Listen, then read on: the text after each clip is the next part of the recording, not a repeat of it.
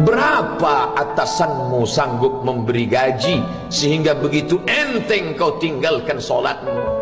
Apa yang dijanjikan istrimu sehingga begitu enteng kau berikan yang haram? Hanya rayuan sesaat, padahal dia pun akan meninggalkanmu sebelum masa tua tiba. Apa yang dijanjikan anak-anakmu? Ayah, kami akan menjagamu di hari tuamu nanti, maka berikan kami yang kami inginkan. Belikan kami rumah yang besar, belikan kami kendaraan yang mewah. Nanti setelah hari tua kami akan menjagamu, kata mereka. Tapi setelah kita tua, dosa-dosa begitu banyak terkumpul, mereka pun meninggalkan kita di panti jompo yang penuh dengan kesunyian, hening, sepi.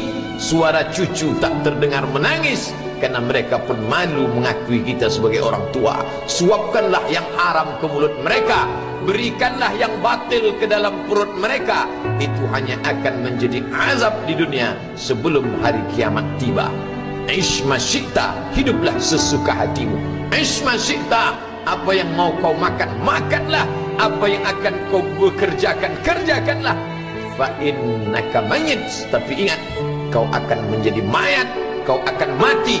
Semua akan diminta pertanggungjawaban di hadapan Allah Subhanahu wa ta'ala.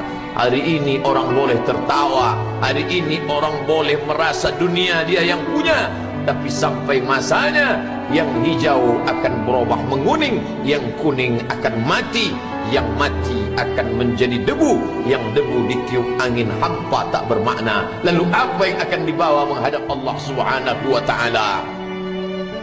Amal saleh. Kalau pernahlah mulut itu membaca sepotong dua potong ayat sebelum berangkat bekerja, kalau sempatlah masuk ke kamar mandi mengambil air wudhu, salat sunat duha sebelum berangkat bekerja, kalau sempatlah ketika duduk dalam suasana santai membuka iPad lalu dibuka Quran digital sambil melihat beberapa ayat merenungkan maknanya mengingat mati, kalau sempatlah mulut mengucapkan subhanallah wa bihamdihi subhanallahil azim, kalau sempatlah anak istri dibawa ke masjid iktikaf mendengarkan pengajian, kalau sempatlah beberapa persen dari pendapatan itu dilimpahkan ke rumah anak yatim panti jompo masjid, kalau sempatlah beberapa meter tanah dibeli untuk pembebasan mendirikan rumah Allah, kalau sempat memberikan beberapa karpet untuk rumah yang selalu ditinggalkan, kalau sempatlah membelikan beberapa kilo beras untuk yatim piatu dan panti jompo, itulah yang akan menolong di hadapan Allah. Adapun rumah besar dengan beberapa semen, dengan beberapa busi yang banyak, semua akan menjadi tinggal kenangan. Mereka akan menjual, membagi-baginya.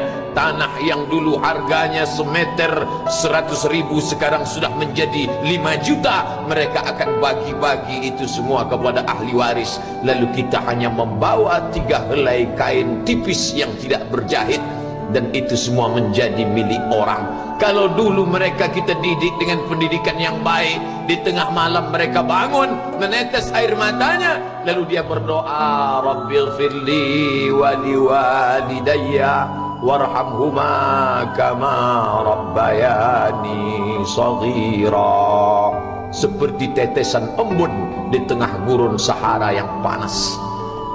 Kalau sempatlah mereka berdoa, Allahumma ighfir lahu warhamhu wa'afihi wa'fu anhu, maka mengalirlah air yang sejuk ke tenggorokan yang kering.